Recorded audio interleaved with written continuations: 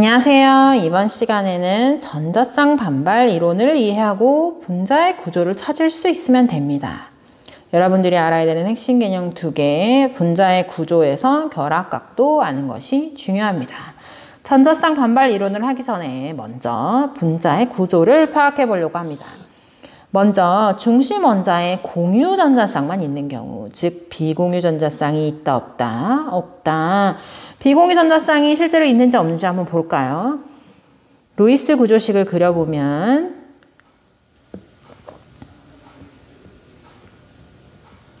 그리고 우리는 아직 배우는 과정이니까 비공유 전자쌍을 모두 그리자. 그럼 여기서 얘기하는 비공유 전자쌍은 중심 원자의 공유 전자쌍과 비공유 전자쌍을 물어보는 거예요. 그럼 중심 원자라 하면 이 분자에서 중심 원자가 누가 되나요? 베릴륨이 되겠죠. 이 베릴륨 주변으로 비공유 전자쌍이 있어요, 없어요? 없어요. 플로리는 있지만 얘는 중심 원자가 아니기 때문에 여기서 쓰지 않는 겁니다. 공유 전자쌍 수는 2개가 있죠. 얘네 둘이 가장 멀리 배치될 수 있는 방법은 풍선으로 한번 확인해 볼까요? 그렇죠. 이렇게 직선으로 돼야 돼요.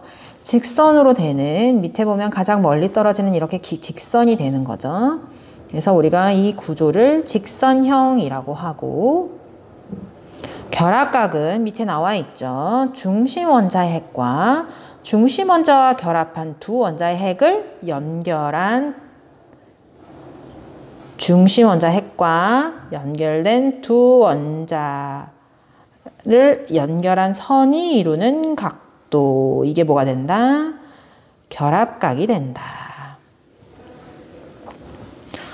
그럼 여기서는 직선형이니까 중심 원자에서 두 원자로 선을 만들고 그게 이루는 각도가 180도가 되는 거죠. 그래서 결합각은 180도 이렇게 된다. 그럼 삼염화 붕소는 한번 해볼까요? 삼염화 붕소는 우리가 구조식으로 이렇게 그렸고 이렇게 비공유 전자쌍이 있었어요.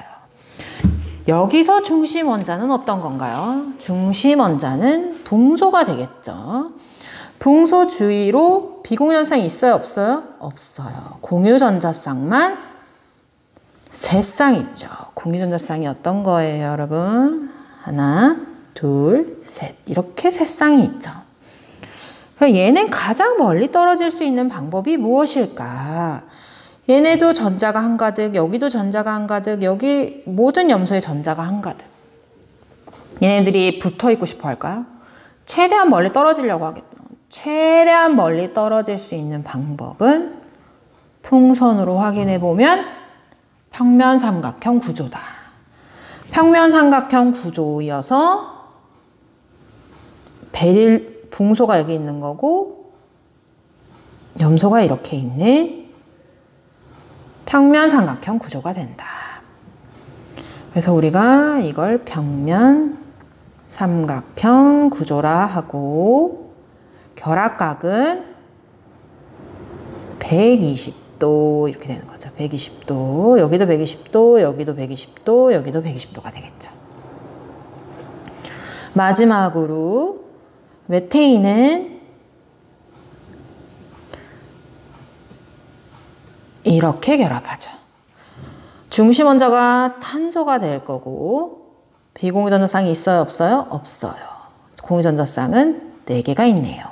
얘네들이 가장 멀리 떨어질 수 있는 방법은 사각형인가요?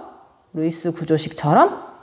아니죠. 우린 입체로 생각해야 되니까 입체로 했을 때 가장 멀리 떨어질 수 있는 방법은 이렇게 정사면체 구조일 때다. 그래서 한가운데 탄소가 있고 수소가 이렇게 결합되어 있는 형태가 된다. 여기서 결합각이라는 건 중심 원자 주변 원자랑 결합했을 때 이 각도가 여기선 109.5도가 된다. 109.5도가 된다. 즉 이렇게 멀리 떨어지려고 한다는 그 이론이 전자쌍 반발 이론인 거예요. 그래서 분자에서 중심원자를 둘러싼 전자쌍들은 그들 사이의 전기적 반발력을 최소로 하기 위해 가능한 한 멀리 떨어져서 배치되려고 한다는 것. 이게 전자쌍 반발 이론. 중요합니다. 전자쌍 반발 이론에 의한 전자쌍 배치는 뭐에 의해서 결정되나요? 구조가 뭐에 의해서 달라졌죠? 공유 전자쌍수. 이제 비공유 전자쌍도 생기면 또 구조가 달라지겠죠. 그러니까 전자쌍의 수에 따라 전자쌍의 배치가 달라지며 이에 따라 분자의 구조가 결정이 된다. 그럼 지금은 공유 전자쌍만 있었으니까 반발력의 크기가 다 똑같았어요. 근데 비공유 전자쌍이 생기면 반발력은 달라집니다. 공간을 더 많이 차지하는 전자쌍이 어떤 것일까? 공유는 공유하고 있고 비공유는 공유를 하지 않고 있으니까 차지하는 공간은 비공유 전자쌍이 더 크겠죠. 그렇기 때문에 반발력도 더 크다. 누가? 비공유 전자쌍이 공간을 더 많이 차지하므로 더 크게 반발한다. 그러면 반발에는 비공유 전자쌍과 비공유 전자쌍 사이의 반발력도 있고 공유 전자쌍과 비공유 전자쌍 사이의 반발력도 있고 공유 전자쌍과 공유 전자쌍 사이의 반발력도 있어요. 그 중에서 제일 큰 건 비공유 전자쌍끼리의 반발력이겠죠. 차지하는 공간이 더 큰 두 개가 만난 거니까.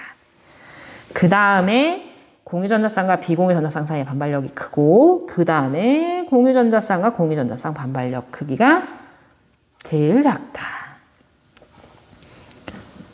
그럼 공유 전자쌍만 있는 경우를 살펴봤는데 뭐에 따라 공유 전자쌍 수에 따라 구조가 달라지는 걸 확인했고 결합각도 확인했어요. 이 두 개는 반드시 외우셔야 됩니다, 여러분. 그러면 다음 장으로 넘어가 보면 이번에는 뭐가 있는 경우요? 중심원자에 비공유 전자쌍이 있는 경우. 비공유 전자쌍이 반발력이 더 크다고 얘기했어요. 그러니까 반발력이 커져서 오히려 결합각은 어떻게 되는지 한번 봅시다. 암모니아는 이렇게 결합하죠. 중심원자는 질소가 될 거고 거기에 비공유 전자쌍 하나, 공유 전자쌍이 3개가 되네요. 자, 분자구 내용이 이렇게 되는데 비공유 전자쌍과 공유 전자쌍 사이의 반발력이 얘네 둘 사이에 공유 전자쌍끼리의 반발력보다 더 크다. 여기에 반발력이 더 크다. 그러면 요 간격이 우리가 결합각이라고 부르는 요 간격이 줄어들겠죠. 그러니까 정사면체 구조인 것처럼 보이지만 실제로는 109.5도보다 더 작은 107도가 결합각이 되고 우리는 비공유 전자쌍이 없다고 생각했을 때 구조를 보는 거예요. 없다고 생각했을 때 구조를 보면 삼각뿔형이 된다.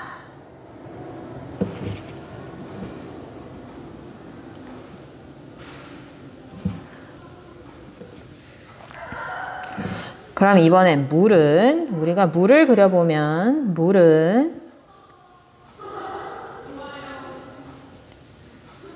이렇게 그렸죠. 이렇게 그린 것처럼 직선형이 될 것인가. 얘는 비공유 전자쌍도 2개, 공유 전자쌍도 2개. 그럼 우리가 모형으로 나타내보면 다음과 같은 구조가 되는데 우리가 반발력의 세기는 여기는 3종류가 있어요. 봐봐요.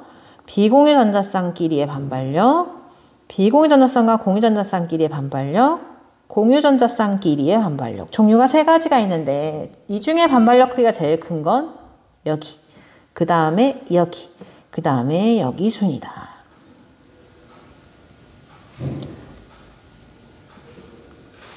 그러면 이쪽에서 여기도 2번에 해당하는 것만큼 크기가 있겠죠?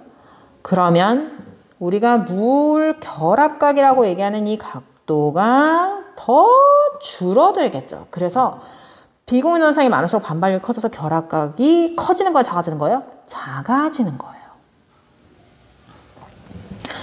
작아져서 몇 도가 된다? 104.5도가 된다. 그리고 이 구조는 비공유전상을 빼고 생각했을 때 굽어 있기 때문에 자 다시 그려보면 이렇게 되어 있겠죠.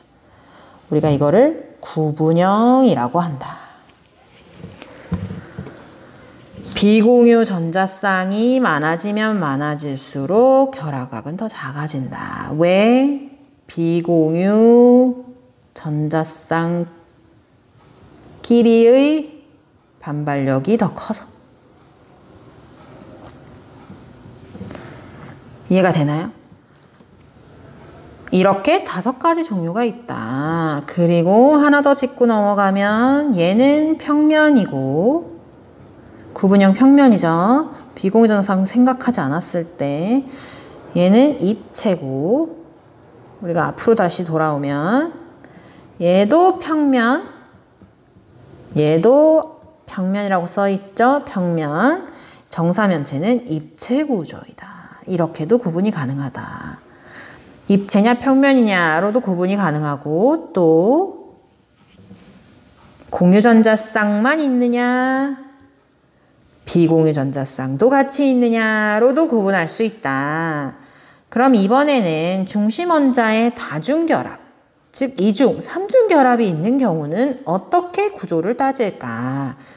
다중결합, 이중, 삼중결합을 모두 단일결합으로 취급한대요. 그럼 우리 이산화탄소의 루이스 구조식은 많이 그려봤으니까 이제 그냥 그릴게요. 이렇게 됐죠? 중심원자. 결국 중요한 건 중심원자예요. 중심원자 주변에 공유전자쌍이 4개, 비공유전자쌍은 없어요. 근데 우리 분자 구조를 따질 때 이 이중결합을 모두 단일로 취급한다 그랬어요. 단일로 취급하면 가장 멀리 떨어질 수 있는 건 직선형이 되겠죠. 그래서 분자 구조는 직선형이 되고 결합각은 180도가 된다. 포름알데히드 한번 해보면 폼알데하이드는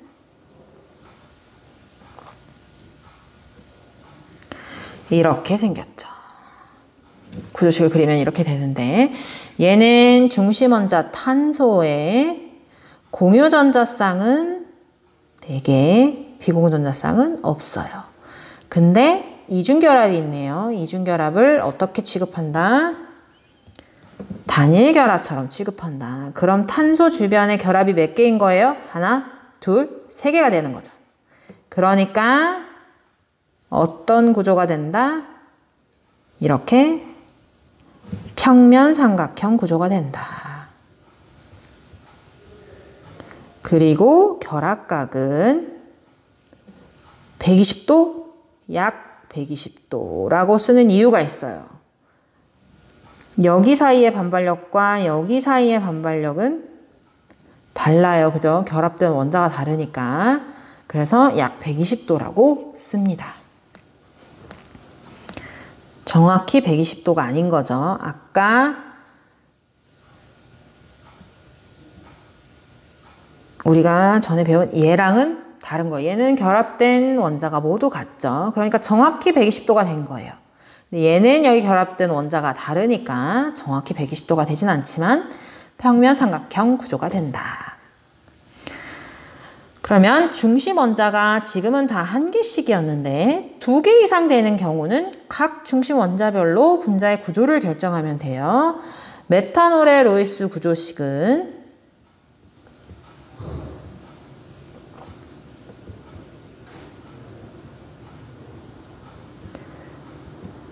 이렇게 됩니다. 이렇게 될 때 중심 원자가 탄소도 있고 산소도 있죠. 그럼 먼저 탄소를 기준으로 따져보면 탄소는 공유전자쌍이 4개, 비공유전자쌍이 없어요. 그죠? 뭐 다중결합도 없어요. 그럼 우리가 아는 대로 무슨 구조가 되는 거예요? 정사면체 구조가 되는 거죠. 그리고 약 109.5도가 되겠죠. 얘도 결합한 원자가 다르니까. 그럼 산소는 공유전자쌍 2개, 비공유전자쌍이 2개예요. 공유전자쌍이 2개, 비공유전자쌍이 2개인 경우 우리 무슨 형이었죠? 구분형. 그리고 약 104.5도가 된다. 그럼 우리가 이 구조에 맞게 한번 그려볼까요? 구조에 맞게 그려보면 이렇게 정사면체 구조가 되고 여기 결합된 산소가 구분형으로 이렇게 그려진다. 이해가 될까요? 에테는 이중결합이 있는 이 구조예요. 여기도 탄소, 왼쪽 탄소, 오른쪽 탄소, 중심 원자가 2개 있어요. 대신 여기는 이중결합이 있죠. 그런데 이 이중결합을 어떻게 취급한다 그랬죠? 단일 결합으로 취급한다 했으니까 결합은 3개. 그래서 이렇게 평면삼각형 구조가 나오는 거죠. 평면삼각형 구조가 나오는 거고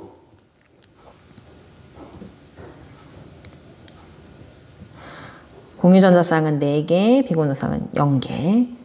그리고 약 120도가 된다. 그럼 오른쪽 탄소는 마찬가지 하나, 둘, 셋 결합이 3개인 평면삼각형 구조가 되겠죠. 그리고 결합각은 120도가 된다.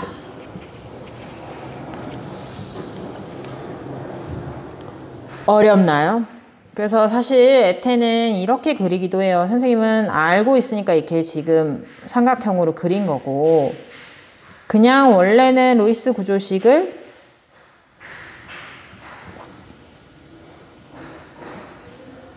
이렇게 그려놔도 여러분은 여기 각도가 몇 도라는 걸 알아야 되는 거예요. 약 120도가 된다는 걸 알아야 한다는 겁니다.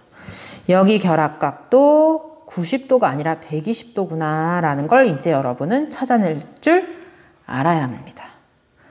오늘은 여기까지 하겠습니다.